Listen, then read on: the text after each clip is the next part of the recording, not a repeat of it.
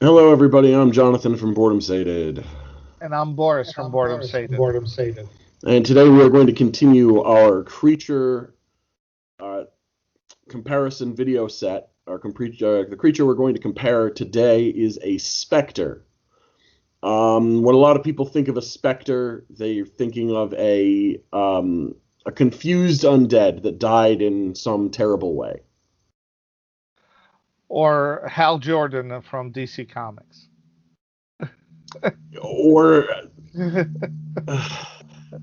But it seems. I mean, just a quick side note: we're doing these because you guys really like the videos and keep asking us to do these. So if you could subscribe, give us comments, what other creatures you would like to do. We're more than willing to help, and it will help the channel and produce more videos for you. and with higher quality. Anyway, so the Spectre is a low level, at least. So this is one of the creatures that has one of the biggest differences between its fifth edition and its Pathfinder uses.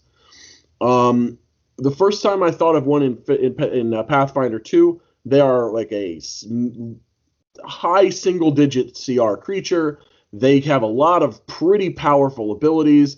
It's a mid-level undead. It's more than it's more than a ghost. It's more than a skeleton. It's more than a zombie that you're going to fight, but you're not at the level of a vampire yet. Right. Although that's what for fifth edition you're saying, whereas No, no, in that's for Pathfinder 2. In 5th edition, that's actually a bigger issue for me because in 5th right. edition they are CR1. Yep. Well, the CR1. actually, the reality is, out of the three different vampires, though, the Spectre is higher than the first two. It's not higher than the Yeah, I don't Mastermind. I don't count the first one as a vampire. I barely count the second one as a vampire. All right, all right, I'll agree with that. It's the Mastermind, yeah. Come on, the That Mastermind's the only one that you think of as like, oh my god, that's Dracula. no, The no, first one, it's like, that's oh my god, true. that's a thrall. Right. But and again, you're right. It's very strange that I mean, we've seen two level differences and three level differences, but this is a six uh, CR, creature to CR difference, and it is the largest so far.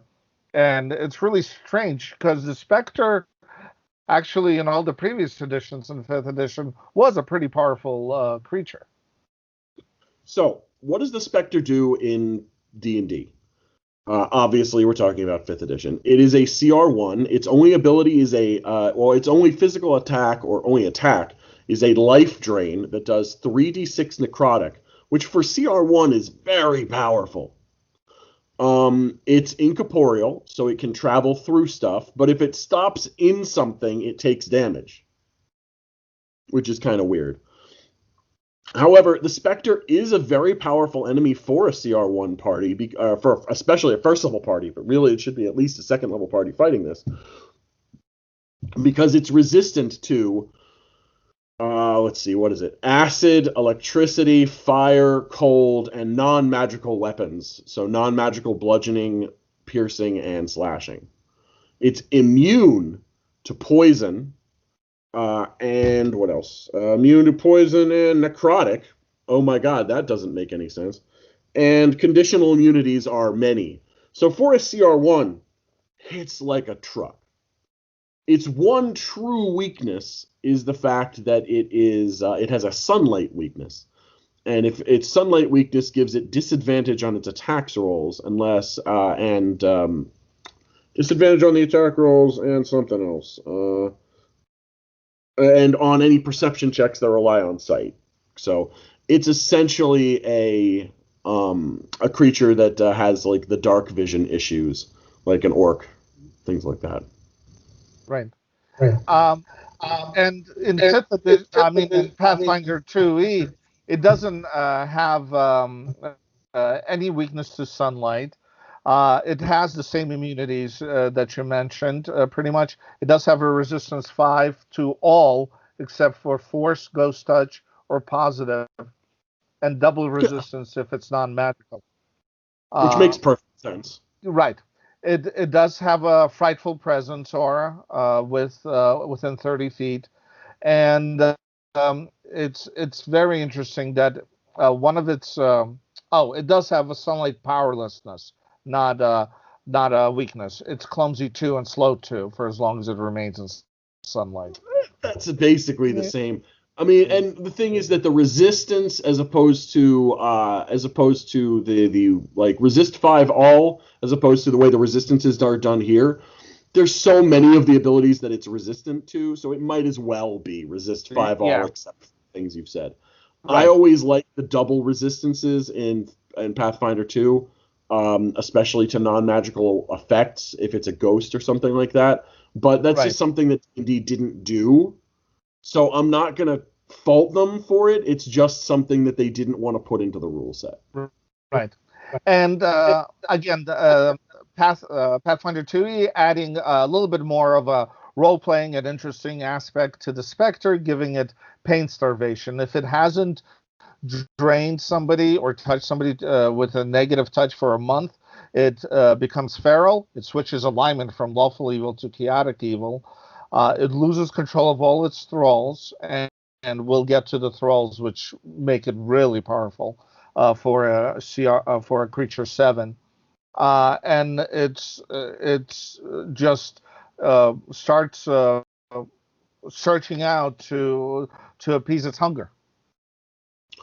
And that's another major difference because one of the Yeah. other things we like to talk about is how to use these creatures.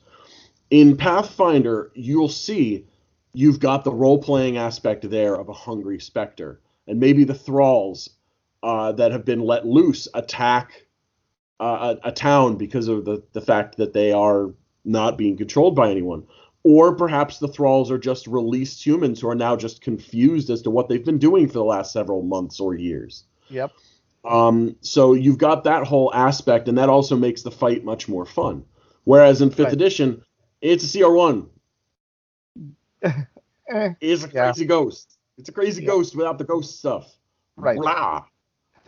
The other thing, So, again, before we get to that, the D&D thing one does have one other addition to it, which is the poltergeist rules are also written for the Spectre, and the poltergeist has one positive going for it over the Spectre, and in every other way is worse, which is kind of confusing. And that's that the poltergeist is invisible, right. but it doesn't have the whole wisdom saving throw on its attack. The attack changes from life drain to basically just being a crazy attack, but it does the same exact amount of damage. And somehow it goes from CR1 to CR2 without changing anything else about it. So, in my opinion, what they've done with that is have a disservice to the poltergeists as opposed to adding in an additional fun thing. Right. Whereas the thralls, which Boris is about to talk about, is definitely a fun and interesting concept. Right. And Poltergeist is a separate creature in Pathfinder 2, so it's not even linked to the Spectre. Now, the thralls, as you mentioned. So, the Spectre is really powerful for a CR7. Its damage is 6d6 negative, plus the spectral corruption, which is what changes a living creature into a thrall. So, the living corruption is a curse, divine enchantment, and mental attack that incapacitates. When the Spectre damages a living creature with its vile touch, strike the Spectre gains 5 temporary hit points, and the target creature must attempt a DC 25 will save to avoid becoming corrupt. So this is at 7th level. So, again, to give you guys an idea of what kind of saving throw players will have at 7th Yeah. level, assume a regular player at this point should have expert, and probably somewhere between a 14 and 18 for wisdom. So, assuming that and a +1 for everything else, we're looking at probably having somewhere between a 14 and a 16 for the saving throw. So, Yep. it's a 50-50 shot of making the save. Right.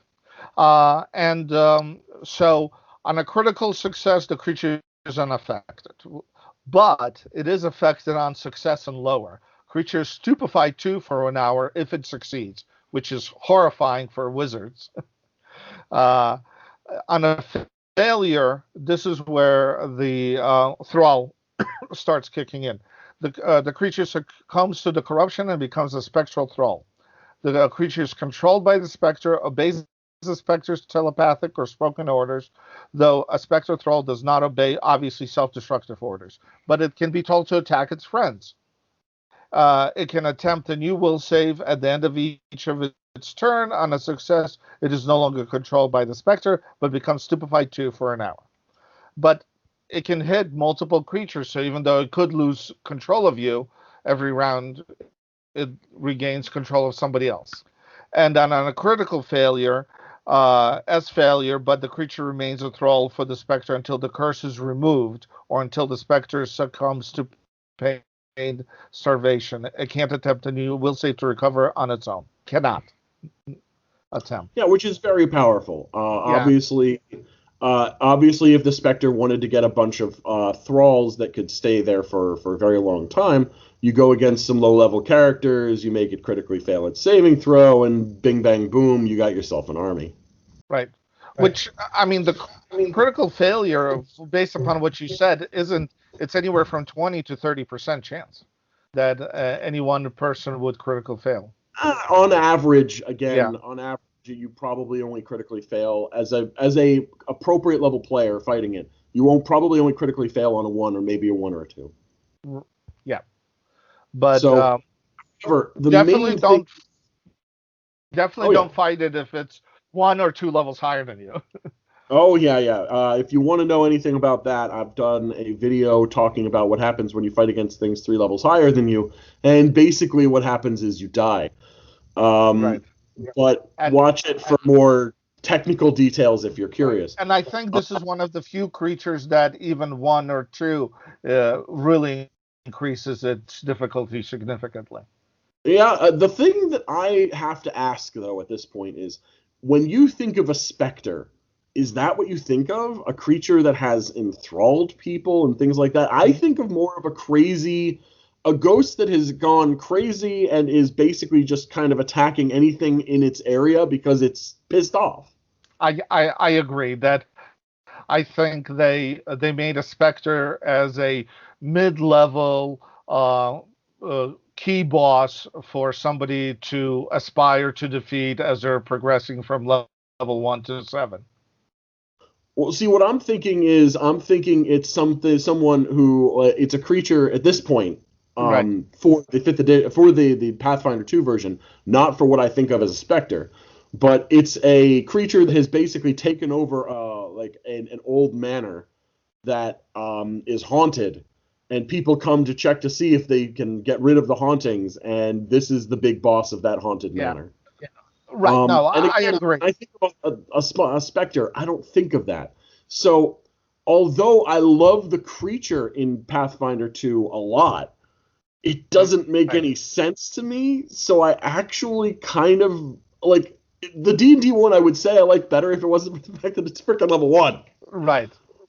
No, I agree. They really changed the definition of what is in pop culture or mythologically described as a specter. They really made it a boss type monster with thralls and things like that. And yeah, you're right.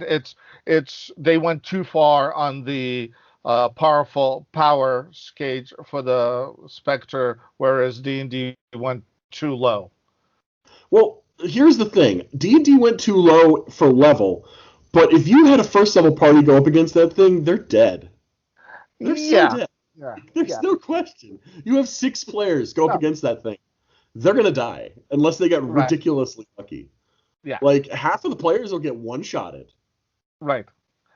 I mean, even here, I think a seventh level party is going to have a significant difficulty with the Pathfinder 2 Spectre. It depends. I actually ran one in the playtest. Right. They had to fight a Spectre, and they eventually defeated it, but it was definitely tough. Right. Anyway, so that's our opinion on the Spectre. Both of them are kind of meh. Like we like the idea, but not for a Spectre necessarily. So Right. tell us your opinions. Like, subscribe, all that jazz. And the Boris from Boredom saying thank you. Yeah, I'm Jonathan, and everybody have a nice day, and we'll see you guys next time.